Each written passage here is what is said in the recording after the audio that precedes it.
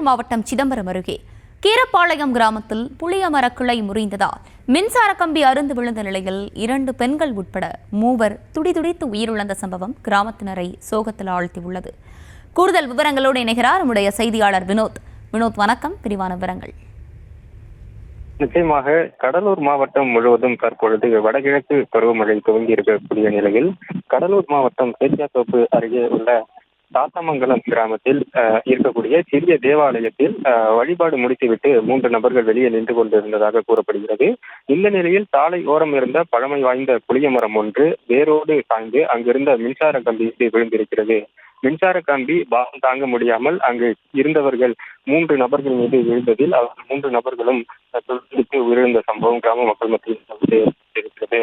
குறிப்பாக மனதாஸ் மேரி, சொலோல் மேரி, சூசை, மரிய சூசை ஆகிய 3 உயிரிழந்திருப்பதாக முதற்கட்ட தகவல் வெளியாகி காவல்துறையினர் உடலை மீட்டு பிரேத பரிசோதனைக்காக அரசு மருத்துவமனைக்கு அனுப்பி வைத்திருக்கின்றனர். தொடர்ந்து அந்த புளிய மரத்தில் இருக்கக்கூடிய கிளைகளை வெட்டி அப்புறப்படுத்தும் பணியில் மின்வாரிய அதிகாரிகளும் தீயணைப்பு துறையினரும் ஈடுபட்டு வரக்கூடிய நிலையில் இந்த செலோல் மேரி, மெரிய சூசை ஆகிய இருவரும் கணவன் மனைவி என்பது மேலும் ஒரு சோகத்தை ஏற்படுத்தியிருக்கிறது.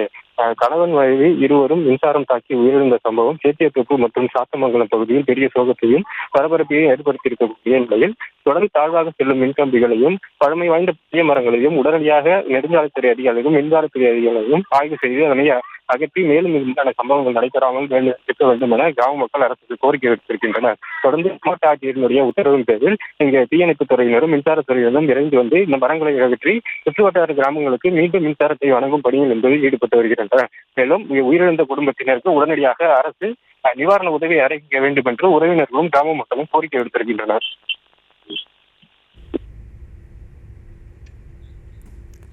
விவரங்களை வழங்கியமைக்கு நன்றி வினோத்.